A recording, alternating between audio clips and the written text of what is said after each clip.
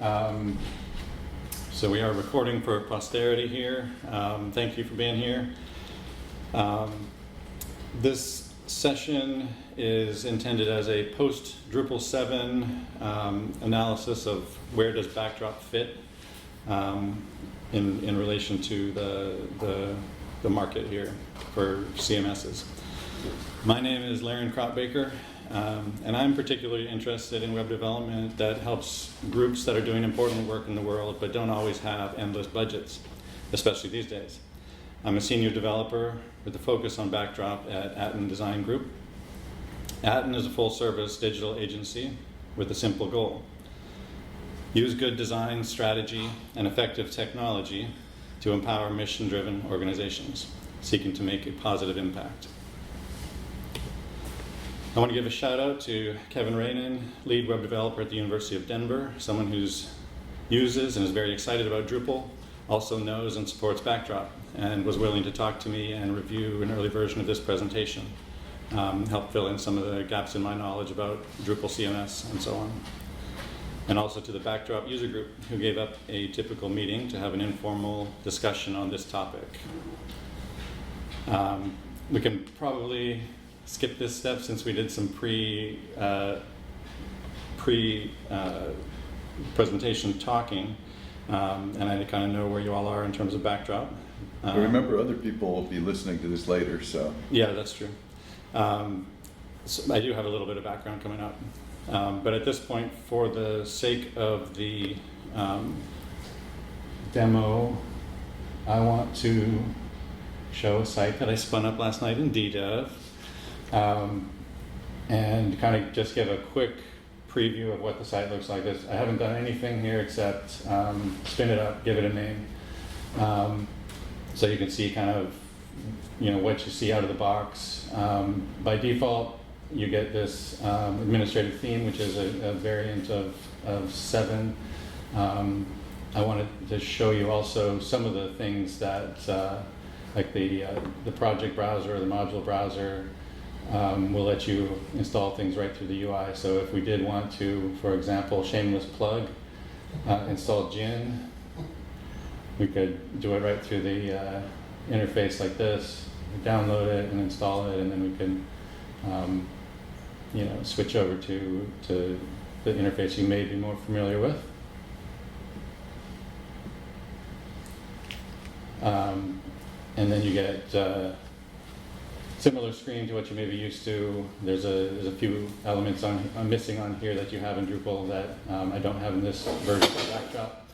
But you'll see a lot of the same similarities, things that you're used to, and come in very handy in Drupal in terms of taxonomy, content types, all that same kind of good structured data kind of stuff.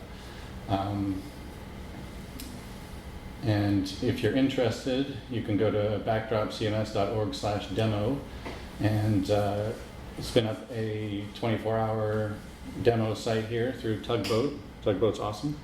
It's full featured. You can even install modules and themes and stuff on there to test them out, so feel free to explore that a little bit. And then just some very quick background.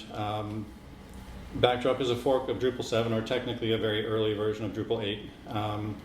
And a group of people who loved Drupal saw, after being involved in Drupal 8 development, for example, Jen Lampton was the lead on the Twig initiative, and Nate Lampton is and was active in the Drupal world as well, obviously.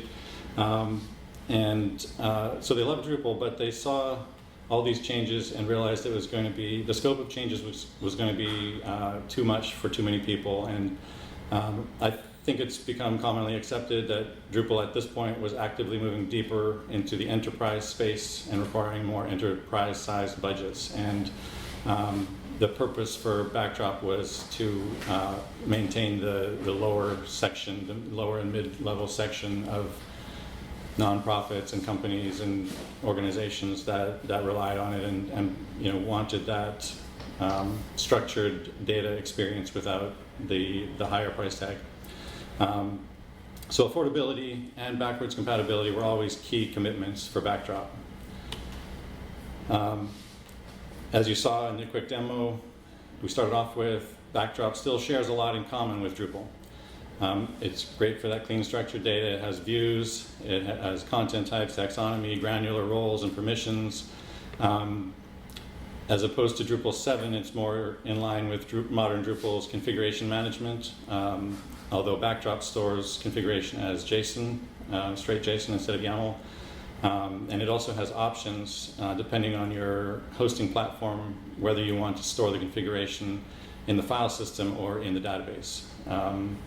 Depending on your situation, one may be better, your preference may be one or the other. CK Editor 5 comes configured out of the box. Also worth noting that Backdrop has a full-featured Tiny MCE module that's well maintained and actively maintained, which can be installed and swapped in easily if people don't like CK Editor 5's opinionated functionality. There are some key differences. Layouts are very different. They're actually split apart from themes in Backdrop. And I can actually, I think I still have this running in another tab here. I can show you quickly the layouts functionality. It's one of the things that takes people the most time to get used to when they first begin using Backdrop, especially if they have Drupal experience, because it actually splits a piece out from what's the theme in Drupal, which is like the structure of the page. So you have the theme in Backdrop, which controls the visuals, and then you have the layout, which controls the structure, the regions of the page, and so on, where the blocks can be placed. And I'll just give a quick peek here at the default layout. That's, you can see, the different regions are here, and everything is kind of drag and drop. So the layout itself has a series of visibility conditions that you can set. So you can say this layout is for this particular type of content, or this layout is for this particular, terms that are in this particular vocabulary, things like that. And then you also have the visibility conditions per individual block. So it's pretty powerful. You can build some pretty complex things that make it very easy to switch between or adjust the theme without needing to worry about the structure of the page changing with the theme changing. So Backdrop is a simpler implementation. There's no composer run dependency tree by default. There is some object-oriented programming in Backdrop, but most of the core retains the earlier procedural hooks and functions from Drupal 7, and that's part of that commitment to backwards compatibility. So many of the same questions that are answered, but in a different way, and typically in a less complex way in Backdrop. When Drupal got off the island, that phrase that everybody's heard, and integrated Symfony Twig, went fully in on the composer workflow and the whole dependency tree model, for many projects, everything was awesome. But for other projects, getting off the island resulted in a system that is too heavy, too complex, and too expensive to build and maintain. So that whole section of the Drupal base, that has been talked about for years, just couldn't come along for the ride. I'm not going to dwell on this slide, but I wanted to point it out. These are taken from the Backdrop website and are the guiding principles for the project.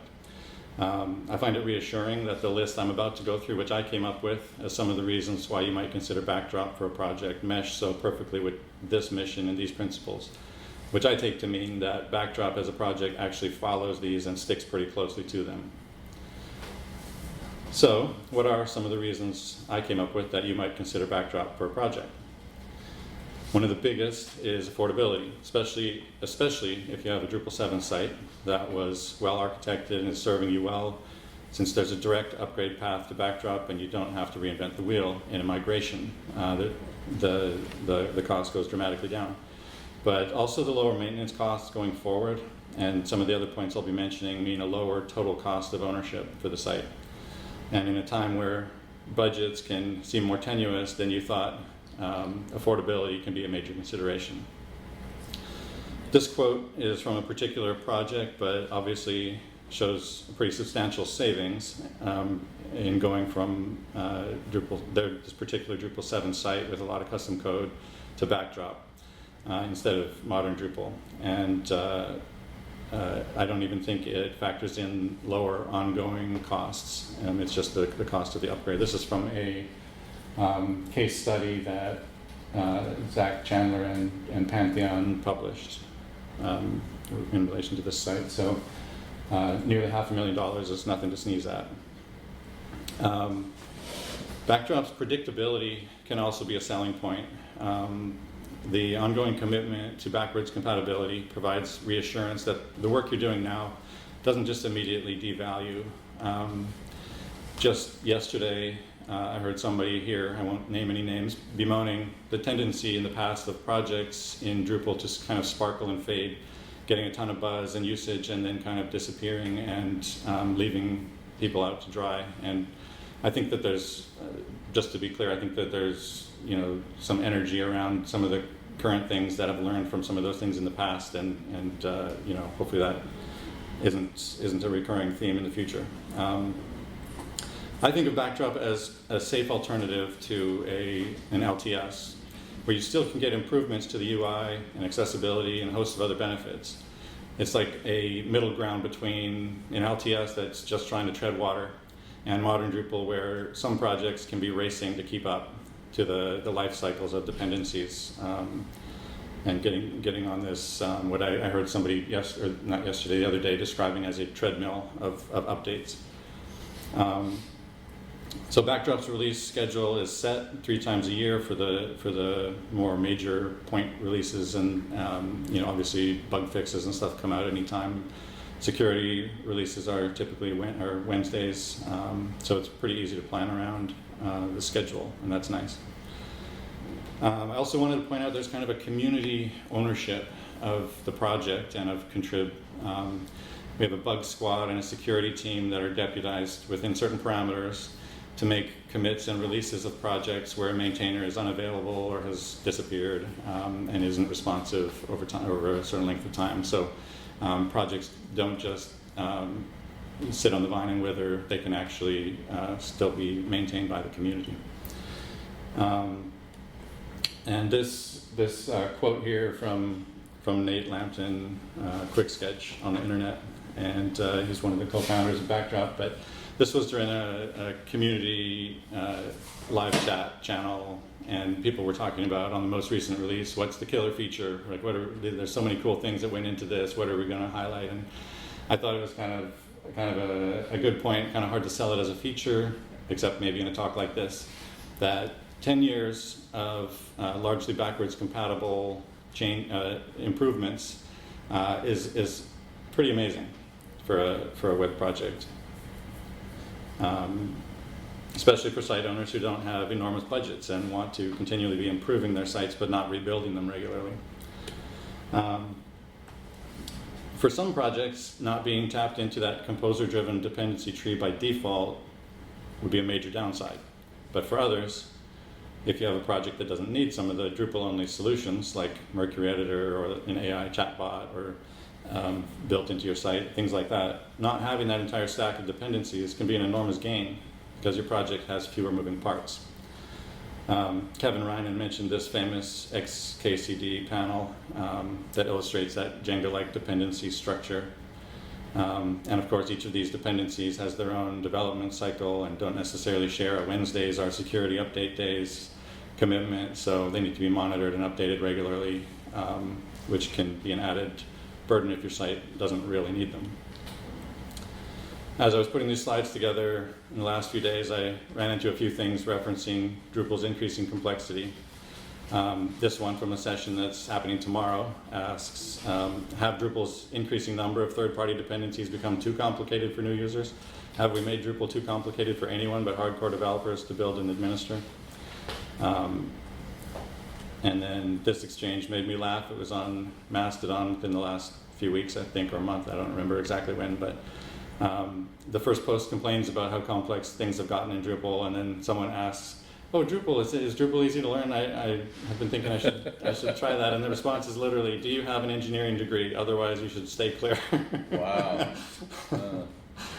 I'm not sure an engineering degree would help you at all. Yeah.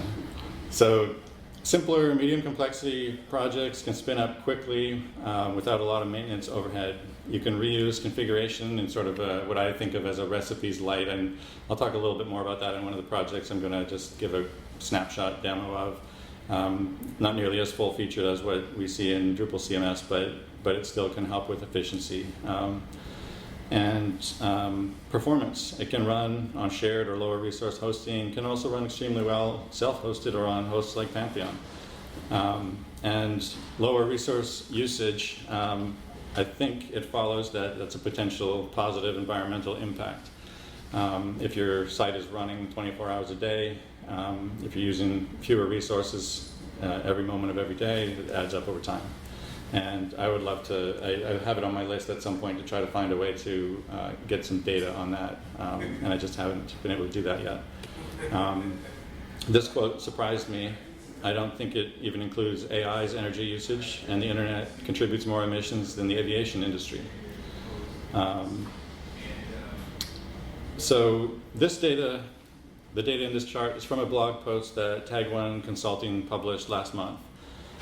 Just sort of a quick comparison of Drupal CMS and WordPress performance in a simple head-to-head matchup, essentially spinning up fresh sites in DDEV and running XH Profiler on page loads. And the original post emphasizes this isn't a real-world test, it's just sort of a quick and simple thing just for some information to kind of begin to process and do some loose comparisons with that caveat in mind. So you can see the Drupal CMS numbers show the cached results, which is the out-of-the-box results, but WordPress doesn't have as strong of caching out of the box. I think there's third-party plugins you'd need to add for that. So they also artificially uncache the Drupal results just for comparison, so you can see the difference between the gold bar for the cached results and the orange bar for the uncached results for Drupal, and then the blue is WordPress. So I thought it's a quick and simple comparison. I'm kind of curious how Backdrop stacks up, and so I did a similar thing. I just spun up. Excellent. Just spun up DDEV, a fresh site with nothing. You almost can't see the cached version on this chart. But I also turned off caching and ran it again, and you can see the uncached version of Backdrop is almost beating the cached version on certain, is beating on one. But again, disclaimer that this can't be taken too far out of context. It's not a real world comparison, but you can kind of get some idea of the number of function calls or that kind of thing for a. So you used a similar similar approach to the Tag One blog post. Yeah, I mean they said basically that they did a little bit more in-depth analysis, and they tried to put one image on the page, which was cropped in different ways, and I didn't have time to go through all of that, but the number of function calls won't really change that much based on that, and the Backdrop default shows 3 images, so it's for the purposes of the comparison, I thought it was close enough because and the Drupal and WordPress numbers, you were testing those, and I didn't do those tests. Those came you from, didn't do those. You used theirs. Yeah, I used theirs. So you don't know for sure Right. whether what you did is apples and oranges. Exactly. Yeah. I would sure love to see a blog post. Yeah, it would be good to do one. It's maybe a follow-up. Yeah. I'd love to have it on anywhere. I'd love to see that. Yeah, that's a good idea. Justin, get on it. I don't think it. What they did was not that extensive. You would just have to build similar sites and do a straightforward test, and it shouldn't be very hard. Yeah, to get apples and apples. Right. And XHProf is built into DDEV, so yep. well, that's what you did. Yeah, right? it was super simple. Yeah. And I think all I would really have to do would be, so Backdrop comes out of the box with that, you probably saw on the demo with that 3-card view.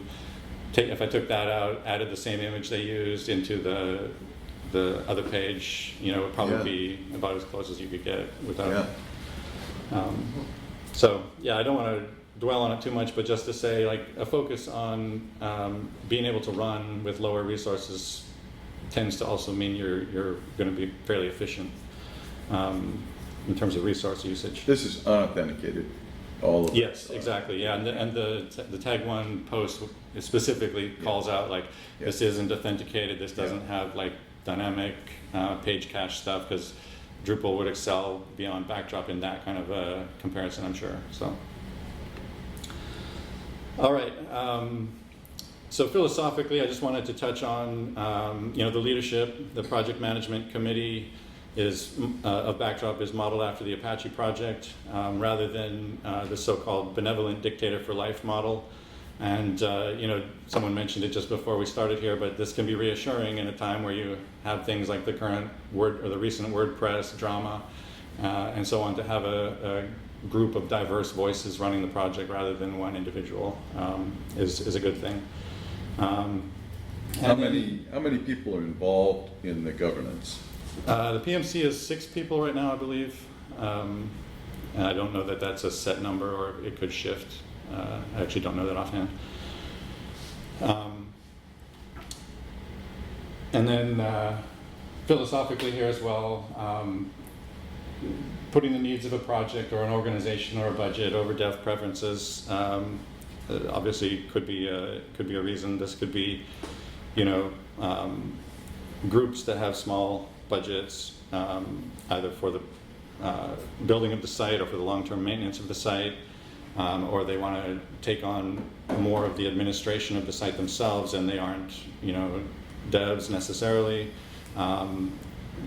Kevin Reinen has mentioned the example of higher ed sites that provide, sites to professors or to student groups or so on, and these sites don't really have super complex needs, and they don't necessarily get updated that often. So having an easy way to provide a site that doesn't have a really high maintenance load is a good value. So early comparisons of Backdrop and Drupal CMS, I'm relying a little bit on other people's voices here because I haven't used it. I watched a few demos of Drupal CMS, and obviously not fully mature yet, but moving quickly, and there's a lot of excitement in the Drupal world with good reason. I would say it seems fair based on what I've seen that Drupal CMS is more AI forward. The chatbot I mentioned built into the site, if that's a key feature, then Drupal CMS is the leader on that. Justin here has brought some AI functionality to a module for Backdrop, so you can get your alt tags generated and so on, but I don't think we have a chatbot yet, do we, Justin? No, but we will. Get on that, Justin. We're going to get AI search first. All right. Drupal CMS has obviously more highly developed recipes, which are super exciting to package and pre-configure things for the site. As I mentioned, Backdrop has kind of a recipes light, and there's a sort of slow burning conversation about how we're going to answer that question in Backdrop as well. We'll see some kind of recipes, more formal recipes solution as well. And then the details of future functionality are yet to be seen. Experience Builder looks really cool. Most of the people I've talked to about it say like they're interested to see where it goes, but it's still too early to tell what that's going to actually be or do long term. And I saw this was a quote, I think, in the Drop Times with Mike Anello, and they were asking him about Drupal CMS, and he said, I don't think seasoned Drupal developers are going to be affected all that much by Drupal CMS nor Experience Builder. With both of these things, we'll bring new folks into the Drupal community, and a portion of those will quickly require things that require a seasoned developer. So that kind of lines up with what Kevin Reinen told me when I specifically asked him how he saw the two, and he said he's very excited about Drupal CMS, I think it sounded to me, but he said it's still going to be expensive. It's still going to require constant maintenance. and updates due to this modern composer workflow and large dependency tree. So I don't think that they're like a perfect overlap. There's, I'm sure there's a Venn diagram where we could show some overlap, but there's still differences between the two. A lot of these I'll just skim over because they're repetitive of what I've said already, but Backdrop has a commitment to backwards compatibility, even while adding improvements and new features, has that predictable release cycle. So whereas Drupal CMS has the composer and recipes workflow to pull in and configure contrib modules for you, many of the what we refer to in Backdrop community as 80% use case modules, things that most sites, 80% of sites, as best we can tell, would need. Many of those have been merged directly into core, and that doesn't just mean like copying a module file into the core directory and committing it.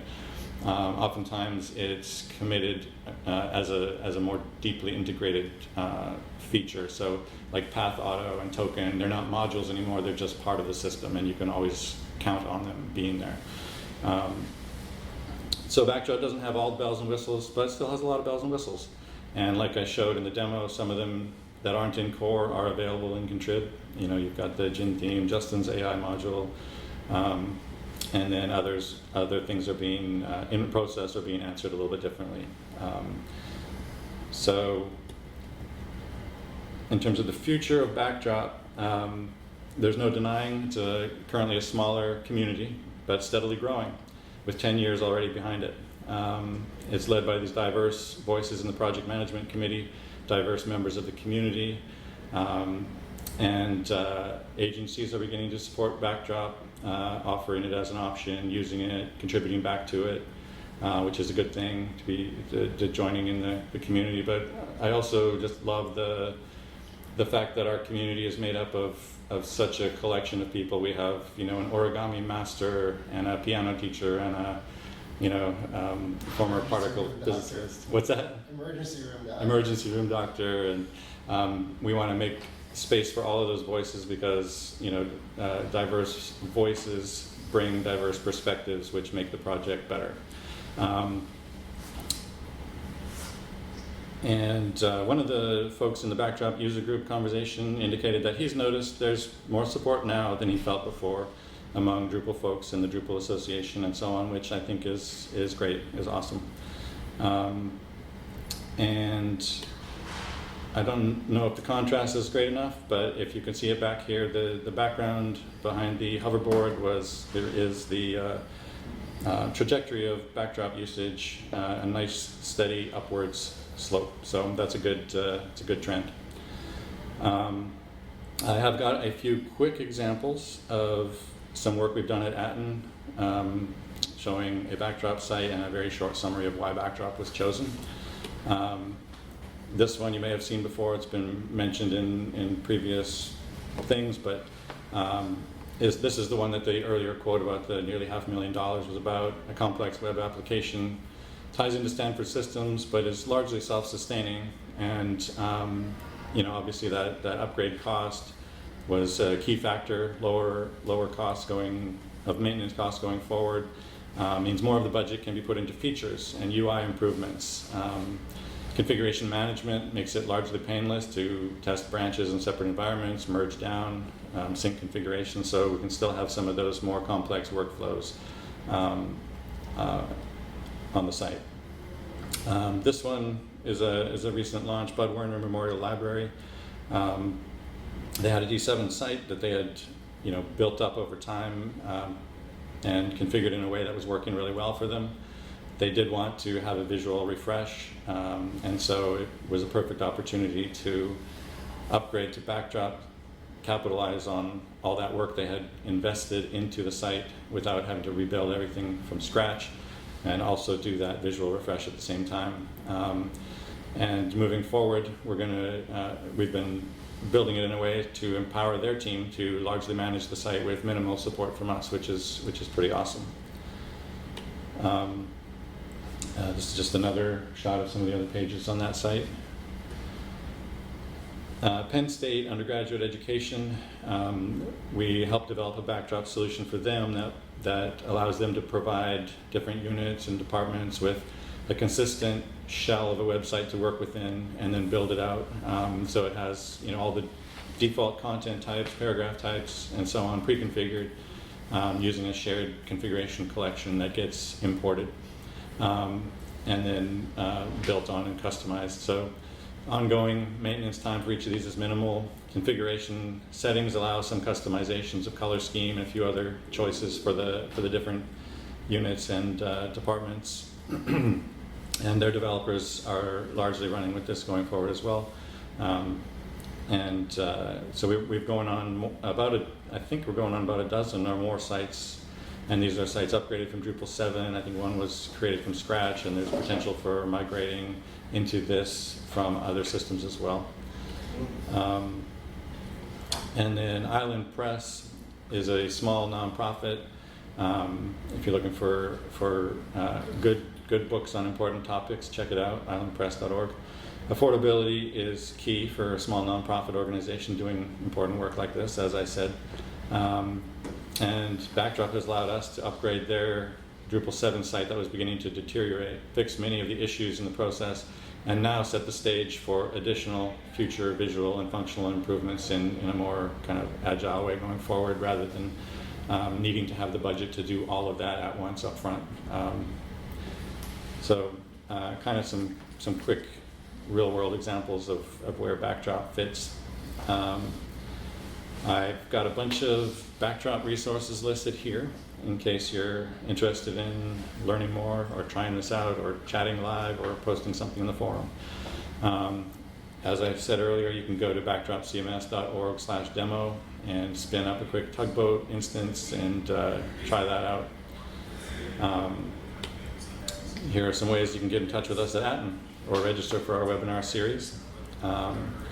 We would love to hear from you, and whether it's a question or anything, but you can also ask me a question now or in the hall or anywhere else this weekend. So, does anybody have questions?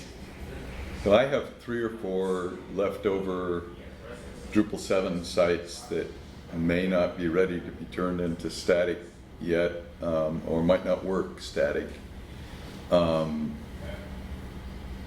And I think they're pretty simple. One of them might have a little more to it. What would an upgrade to Backdrop entail?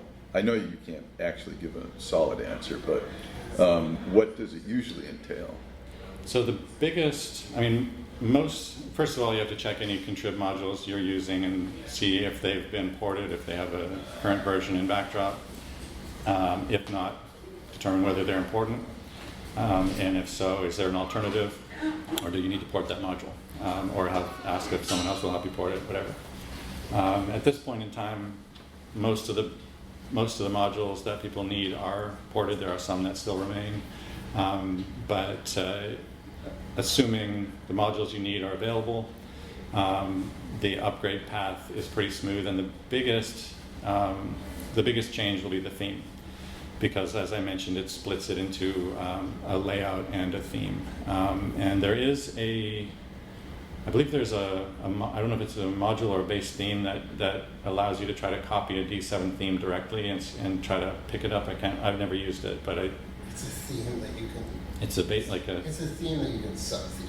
Okay, so there's a base theme that will try to make that more painless if you just want to try to keep exactly what you have. Typically, what I've done, because a lot of the themes for Drupal 7 sites were developed so many years ago, things have changed, and even if it's going to look largely the same, I like to sort of rebuild it a little bit to look that way with more modern CSS or different styles. But that's probably the biggest place where the upgrade would need focus. Uh-huh. But the core upgrade and the contrib upgrade typically happens pretty smoothly these days. And is that upgrade like old-fashioned Drupal, where you just plop the new code on top and hope that you have the right code? Yeah. Essentially, you can get but yeah, it's essentially the old model where you load the database, and run the upgrade script from backdrop. And then if the theme wasn't that important to you, you could, get things situated in layouts and either use basis or another theme that's available. I bet you one of them would just go just fine. And they haven't gotten around, they were supposed to rework it, and they haven't gotten around to it, and I should build them again, and I'll bet you it's trivial enough that it could be done. But I think they, check it out for sure. But the other thing is unrelated to your question, so I apologize if you're not ready to move on. But I was going to say, in terms of the commitment to backdrop or backwards compatibility that I mentioned a few times, I was thinking of, in terms of basis, the care that the community puts into thinking about backwards compatibility is pretty rare for a project, I think. So basis is the core front end theme that by default gets installed that you saw in the demo there. And in concern that people have potentially sub-themed basis and maybe relying on the CSS that's in that theme, the community is very hesitant to change anything in that CSS. Even if it's a bug, if you fix it, you might break something for someone who's counting on that. And so, over the course of conversation, came up with a plan that indicates what version you installed on and sets a like a state or a value, so that you can define, I want the CSS from prior to this marker, and if you can set it ahead or set it back if you wanted to manually, but by default that sets a class for you so that the newer overrides to that front end theme won't apply to your site if you don't want it to. So the amount of care that went into that was kind of surprising to me, and it's pretty cool.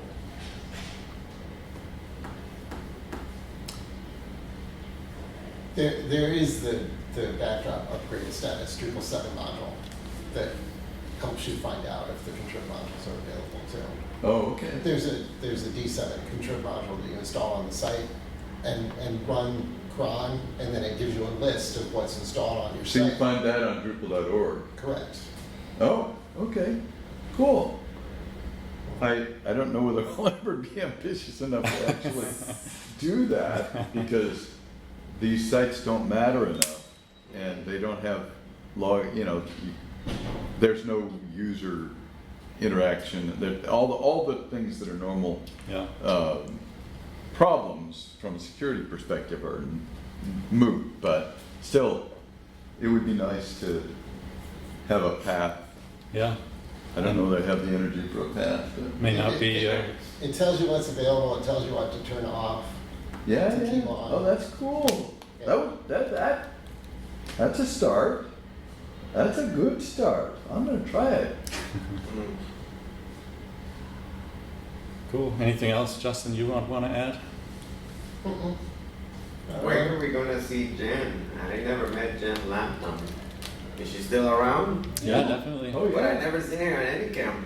She's too busy riding horses. They kind of stopped traveling out to the camps there. Yeah. You guys need to tell her the community is asking for you. I'll bet you there'll be a bad camp. Hopefully they'll be at bad camp. Yeah, I think they do that one. Yeah. So we've got 3 minutes left or something. I'm always interested in governance, and you talked a little bit about governance of the project.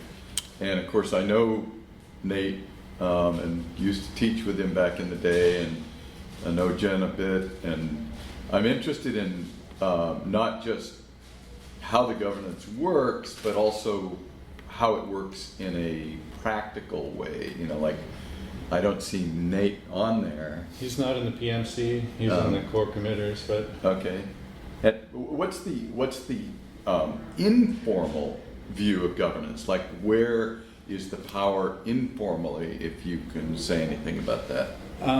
so typically, it's not like a heavy-handed kind of thing. They don't try to have their stamp on everything. And typically, if the community can have a conversation and come up with something that everybody feels good about, that's the ideal. And if they can't, then it gets escalated to like a private PMC conversation, and then they say, this is the decision. So is that what you're asking? Well, I'm kind of asking, you know, most organizations, there's a formal organization and there's an informal organization. There's formal power and there's informal power. And I would be betting that Nate has a lot of informal power.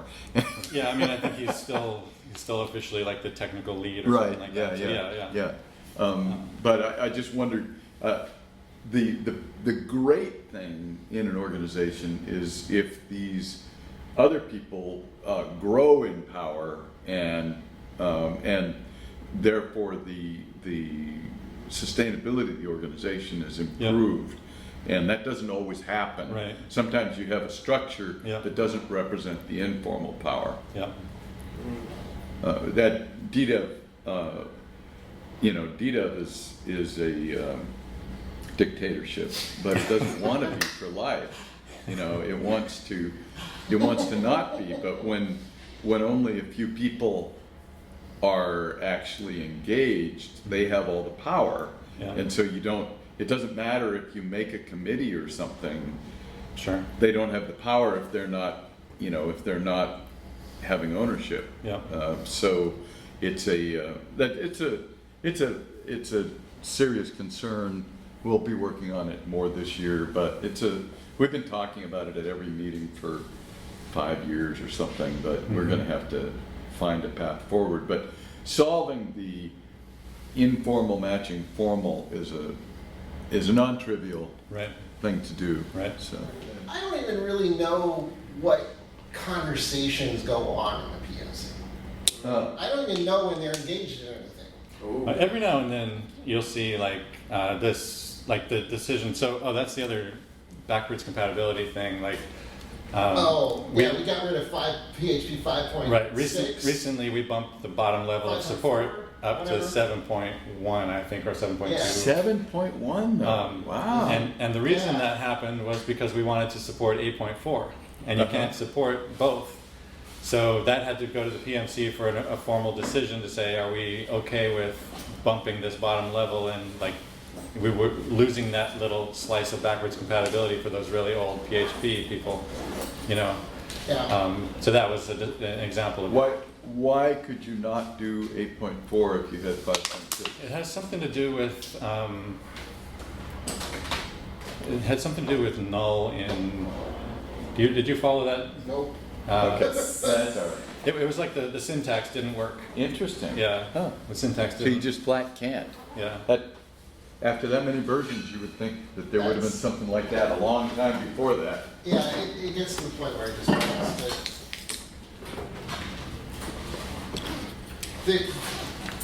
you can do things in contrib that you can't do in core. And that's why I am active in contrib. Because, the AI stuff, to use OpenAI, you've got to use PHP 9.1. I mean, you're not going to be able to install that on a PHP 7 site. It's not going to work. Yeah. So clearly the contrib modules can set their own version, but the kind of have to in some cases, as you say. Well, thank you very much. Thank you for coming. I appreciate it.